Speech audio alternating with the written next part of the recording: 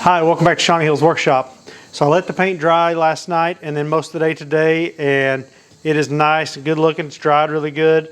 And so now I need to figure out exactly where I'm going to be welding this to the trailer and grind the paint off a little bit in those areas only so I can burn this thing in. And then we'll be ready to mount the winch and wire it.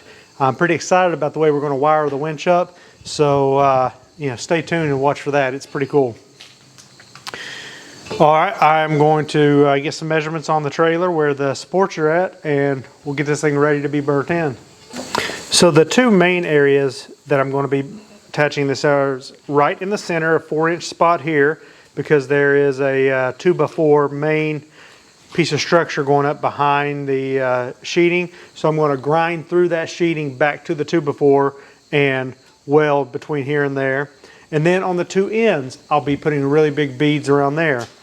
Now all the rest is going to be just attaching to sheet metal, so I'll probably just put a few stitches across the top there, but it's really not doing anything other than, I don't know that it's doing anything really. It's just a little bit extra support, but it's not going to be anything major. The biggest amount of support is going to be right here, top and bottom, and on the ends.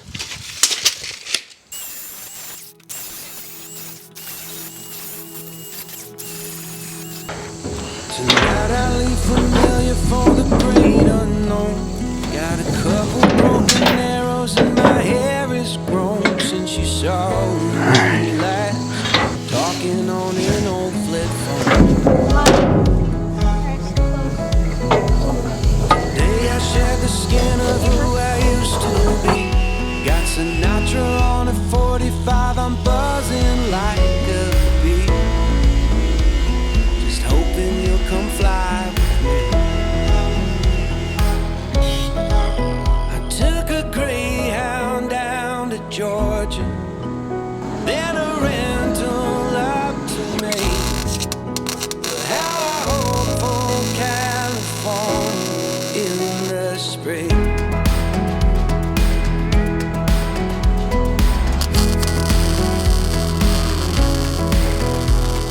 Tonight I leave the only home I've ever known. Got a couple $100 that I'm gonna blow on a used guitar, a Fender or an Epiphone. What doesn't kill me makes me want.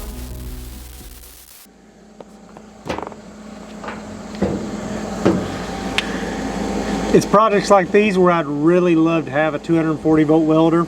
This Hobart Handler 135 has been a great welder. I've had it for probably 15 years right now, and it has done so much for me, more than what it ever should have done.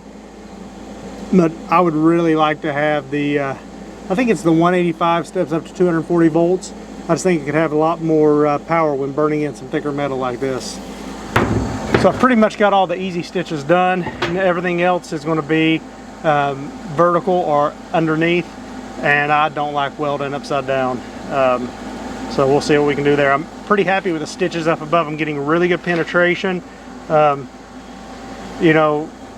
a welder of my skill level, I feel like the beads are really nice, so don't criticize them too much. It's as good as I can do, I guess is what I'm saying.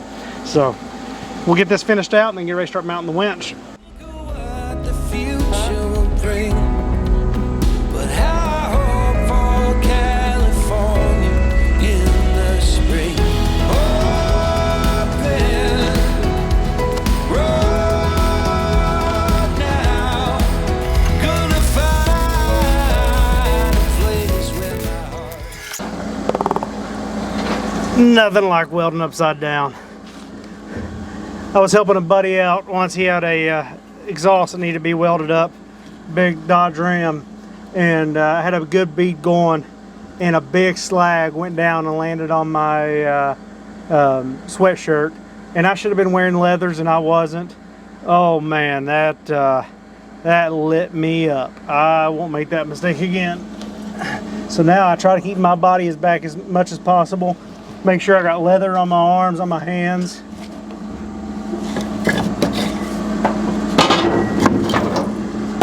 I could have cleaned all the stuff out of the bed of this before I started working, but I thought I'd keep it interesting.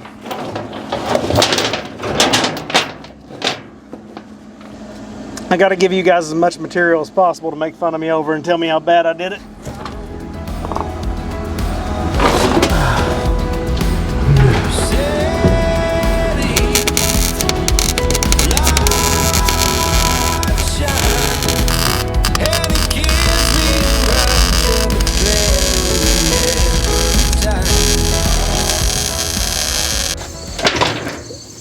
So like I said, I'm not a welder. You know, that's about as good as I can do right there. You know, the weld is sunk in to the metal, so it's not bubbled up. It's got some penetration. Not the prettiest thing ever. I'm not going to show you the ones upside down because those are definitely not the prettiest ones ever.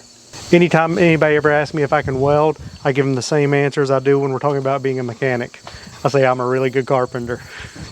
But, you know, sometimes you just got to get stuff done, and that's what I can do. I'm a good enough welder to get things done around the farm. I wouldn't charge anybody for my work though.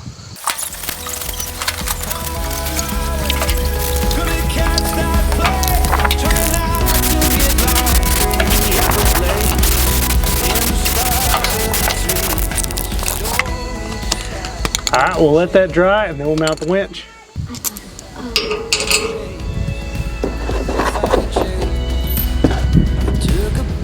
Back down in Nashville, in Carolina, in my mind. But I hope for California one more time. Open road now, gonna find a place where my heart hits the ground.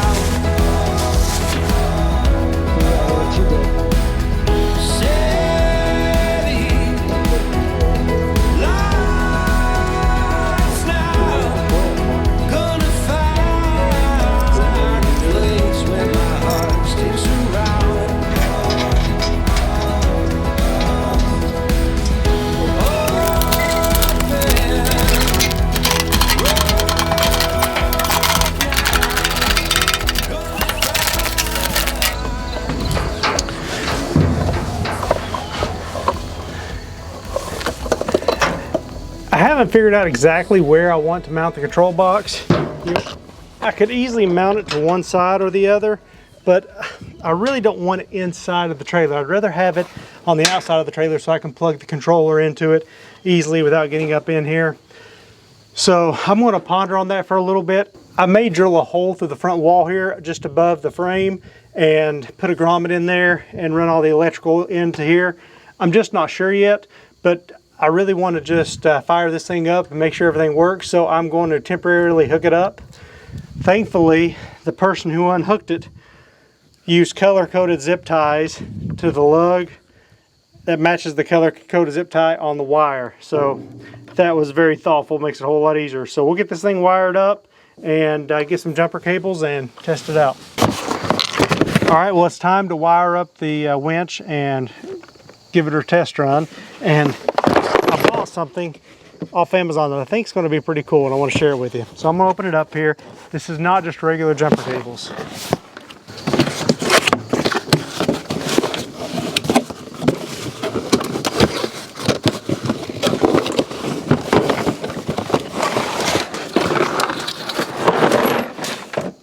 don't know why there are bags. Well, I guess I wasn't expecting there to be a bunch of bolts or gloves.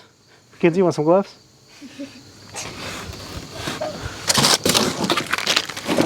All right, so these are 1 gauge cables, but what's special about them is they have a disconnect. So my plan is to hook this side to the winch and leave it there at all times and have it sticking out the trailer, probably through that grommet I was talking about earlier, if that's the route I go. And then I'll have this set that stays in the toolbox with the battery and the hydraulic pump, and when I'm ready to use it, I can clip it to the battery. Oops, still got bolts falling. I don't know why it has so many nuts and bolts inside. There's a bunch. But this side will be hooked to the battery, and then I can plug this side into the trailer. And it's long enough that I should be able to even raise the dump bed and still be able to operate the winch. For testing out the winch today, we actually won't be able to use these because they have to be, this has to be installed. I'm going to have to remove the wire that's on there to be able to use it. But I've got a set of 2 gauge 15-foot jumper cables, and we'll try them and see how they work. The house, because you got Oh, look at you. That right there is how you know a woman loves you, when she walks all the way up to the house just to bring you an L8 when you didn't even ask for one. First time. Let's see what happens. I think you have to like twist that thing on the top. It's already, this would be free spool. This would be, and nothing. Sure that battery has power? Yep.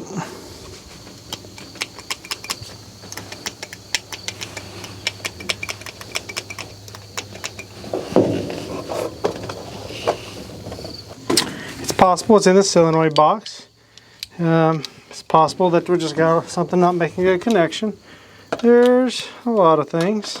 It might just be the paint on the winch. The winch has been painted. It might be the paint on the threads there. It may be something as simple as just a loose wire or a corroded wire. Okay, so do you think we'll get it done tonight? No, I'm not going to work anymore on it tonight.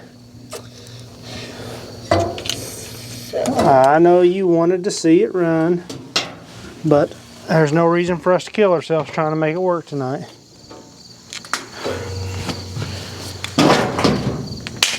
Well, I was hoping to get a test run tonight, but something's not right in there.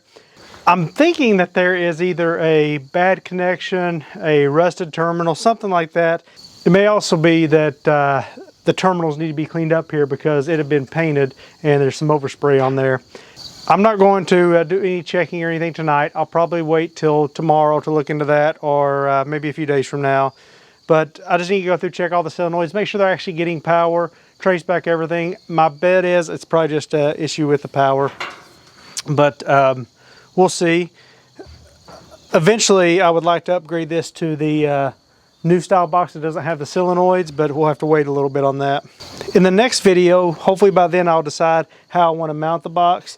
I really am leaning towards going through the front wall here and mounting the box on the front. That way I can store the controller in the toolbox and I can open up the toolbox and just plug it right in front of me.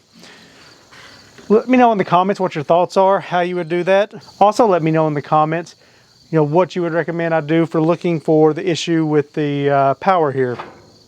You know, I don't know a whole lot about the solenoids on winches.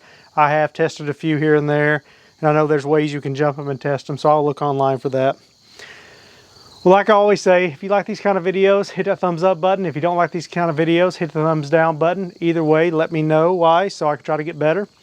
If you're not already a subscriber, I would love to have you.